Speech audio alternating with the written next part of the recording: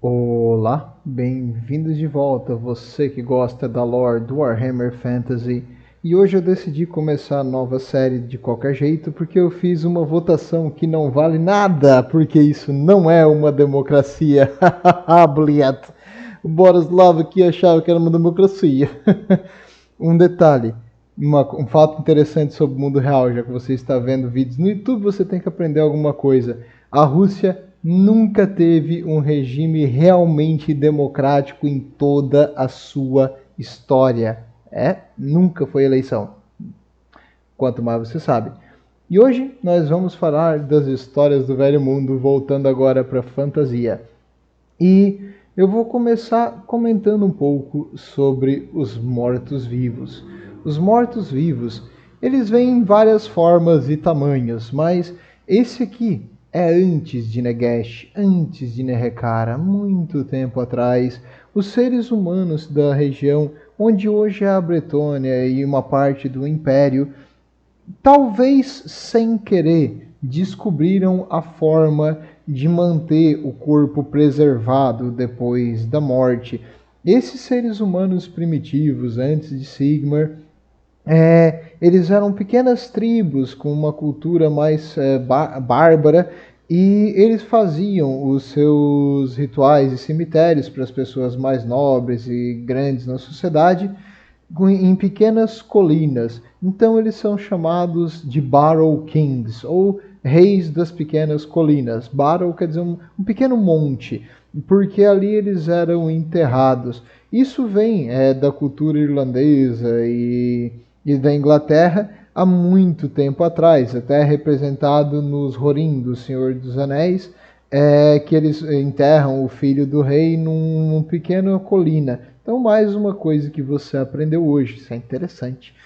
E no mundo do Warhammer Fantasy, essas runas, escrituras e rituais que eles faziam para o embalsamento desses reis antigos e nobres permitiu que quando Nagash lançou a grande magia da morte que destruiu Nerekara e transformou o rio no grande rio Mortis, e vários mortos-vivos começaram a renascer no mundo inteiro, que esses reis das colinas começaram a acordar também. Só que diferente dos outros mortos-vivos, que não são nada mais do que fantoches, esses não.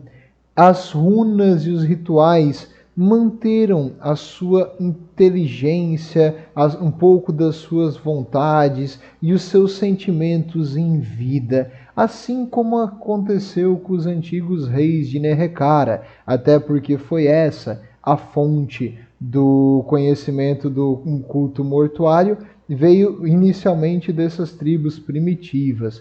E por que eu estou comentando sobre isso? Para você entender a nossa história de hoje. A história começa com um estudioso em Aldorf, um cara muito pra frente, se achando progressivão, falava mal dos nobres e dava alfinetadas aqui e ali, escrevia para panfletinhos e jornais, e falando mal das famílias nobres, até o ponto de que uma família nobre levou para o pessoal e tentou envenenar esse escritor estudioso. Nesse processo de envenenamento, eles envenenaram a pessoa errada e acabaram envenenando a sua esposa, que ele amava com todo o coração. E agora, vendo a sua esposa envenenada, ele parou de escrever, porque ele percebeu que era meio perigoso, e decidiu tentar achar uma cura, porque sem ela a vida não valia mais a pena. Oh. E ele começou a pesquisar. Foi para a biblioteca em Aldorf, que era o maior reservatório de conteúdo de inteligência sobre o assunto, e nada. Procurou no Colégio dos Magos e nada. E não existia nenhuma cura para esse veneno que ele havia sido administrado à sua esposa.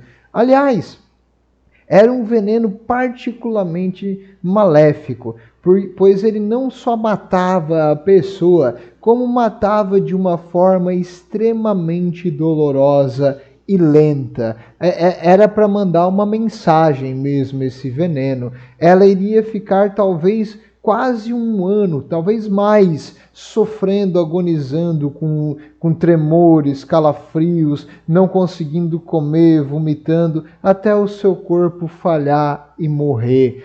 E esse veneno não tinha cura. Pelo menos não tinha cura hoje. Mas um dos magos que estava conversando com ele na biblioteca falou: um reino já existiu há muito tempo atrás e dizem que lá conseguisse a cura para todas as aflições humanas, todos os tipos de venenos e doenças foram curados, até a própria morte foi curada. E o nome desse reino era Nerrekara. E cruzando as informações com mapas que ele conseguiu ali em Aldorf, ele descobriu aonde ficavam algumas das antigas cidades de Nerrekara. Mas era uma viagem muito longa, mas era a única esperança para salvar a sua amada. E ele a fez. Ele vendeu muitas das suas possessões e com o dinheiro ele se preparou para a viagem. Foi até Estália, até essa parte era uma viagem segura. Dali para frente ele foi para Árabe, que era próximo do local que ele iria chegar. Lá em Árabe ele procurou uma cidade mais próxima da região que ele deveria ir para explorar, e lá ele não encontrou nenhuma ajuda. Quando ele pedia para os locais um guia ou alguém para guiar ele até o local ou para ajudar ele com a exploração, a maioria ria, ou virava as costas, ou falava que tinha jeitos mais fáceis e menos dolorosos de morrer, e ninguém queria ajudar ele. Até que ele não tinha mais ninguém, assim, nenhum mercenário, nenhuma pessoa assim que ele poderia contratar. Ele procurou nas partes mais sombrias da cidade, até que ele encontrou um cara meio assim, como eu vou explicar para vocês, seria um rogue, um sorrateiro, uma pessoa que, olha, eu até te levo lá perto, mas eu vou ficar num oásis próximo do local e você tem 2 dias para voltar. Se você não voltar para esse oásis, eu vou embora. Como foi a única resposta positiva que ele teve, ele foi junto com esse cara, assim, o cara que limpava os 2 dentes que ele tinha com a faca, assim, com um olho vendado, completamente confiável, assim, e eles foram para lá. Chegando lá perto, o guia dele parou no oásis, apontou para ele a direção que ele tinha que caminhar, e lá longe ele conseguia ver já as ruínas do local que ele deveria explorar. E a partir daí ele viajou sozinho. As ruínas eram enormes. Por cima, que ele conseguia ver pela areia era apenas uma fração do que tinha enterrado embaixo dela.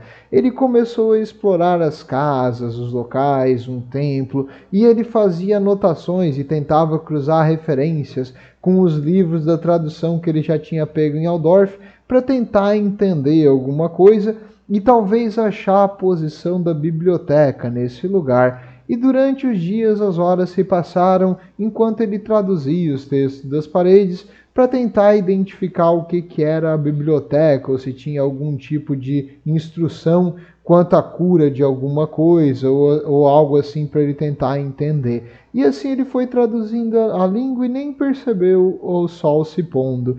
Já era tarde e ele começou a ficar com sono.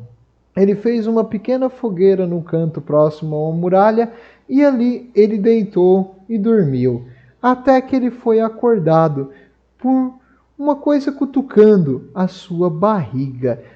Parecia uma coisinha pontuda, assim, meio uns pequenos soquinhos. Aí ele acordou e viu uma ponta de lança na sua barriga, batendo de leve para ele levantar. E quando ele olhou quem estava segurando essa lança, era um esqueleto, acompanhado com os outros 4 ou 5 esqueletos. Não dava para enxergar direito, que o fogo já tinha se apagado, mas ele viu que não era um ser humano segurando aquilo ali, era uma caveira. Segurando seu instinto de gritar, ele respirou fundo e ele pensou: se eles quisessem me matar, eles teriam me matado dormindo. E os esqueletos não falavam, mas eles fizeram um sinal com as suas mãos que dava a entender: venha. Então ele levantou, pegou as suas coisas e o seguiu. Os esqueletos já estavam levando os seus livros e a sua mochila, ele só pegou mesmo a túnica e a coberta que estava com ele. E ele foi atrás deles, seguindo por corredores estreitos, escadas, escadas, escadas, sempre descendo em direção ao que ele parecia cada vez mais próximo à pirâmide da cidade que ele tinha enxergado pelo lado de fora, até que lá dentro ele chegou numa sala enorme com várias tochas acesas, onde ele podia ver uma centena daqueles esqueletos iguais, muito parecidos com eles que estavam levando ele, todos armados, estátuas enormes e imponentes, com cabeças de animais, com olhos vermelhos e vibrados em cada um de seus passos. Quando ele andava, os esqueletos e as estátuas viravam a cabeça e acompanhavam os seus movimentos, até chegar no centro dessa sala, onde havia um grande trono, e lá chegou uma múmia mais preservada e mais bem decorada que as outras. Estava sentada com o tronco inclinado para frente e os braços entre as pernas. E do lado dessa múmia, um Lich Priest, que seria um padre Lich. Esse conseguia falar a língua do Império, e ele perguntou ao viajante: por que você veio roubar o grande príncipe? E ele falou: eu não vim roubá-lo, eu vim procurar um conhecimento, uma cura. E ele, aí no caso, o monge: o que você procura aqui? E aí ele se ajoelhou e começou a chorar e falou: eu vim procurar a cura para minha amada. Sem ela eu não tenho razão para viver. Eu cruzei o mundo e gastei tudo o que eu tinha pela única esperança de poder encontrar aqui a cura pelo veneno que a está matando. E quando ele olhou para cima, aquela múmia sentada com o tronco inclinado em cima do trono fez uma coisa estranha para uma múmia. Ela sorriu e ele fez um sinal com a mão, e os guardas trouxeram o seu guia com um monte de moedas de ouro no meio das roupas que ele havia tentado roubar da cidade. E o monge falou: vocês estão juntos?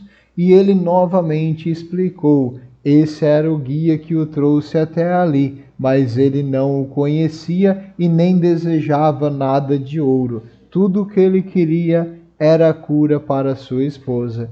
Novamente a múmia sorriu e, com o sinal da mão, mandou cortar a cabeça do guia. E ele olhou para o seu monge e falou algo em uma língua estranha que o nosso viajante não entendeu. E o monge falou para ele: me siga. E ele seguiu o monge até uma grande biblioteca, onde ele ajudou ele a encontrar a cura para o veneno que afligia sua esposa. E o viajante perguntou ao monge: mas por que ele me poupou? E o monge falou: porque o nosso grande príncipe também já amou uma mulher muito, que para ela ele faria tudo, mas infelizmente ela não foi salva e hoje eles nunca mais vão poder estar juntos. Então ele sabe a dor que você sente. Então, assim, meus amigos, eu tenho uma história, um final feliz para contar sobre Warhammer. Ele voltou para casa, curou a esposa e criou juízo para nunca mais falar das famílias nobres. Uma lição que todos devemos levar. Além de que eles viveram felizes para sempre. E ele tem um amigo poderoso lá longe no sul, um faraó que ri e fica feliz de saber que ajudou a dois corações a se unir novamente. Vejo vocês na próxima. Quando vocês veem um morto-vivo, se for uma múmia, tente contar uma história sentimental. Eles gostam.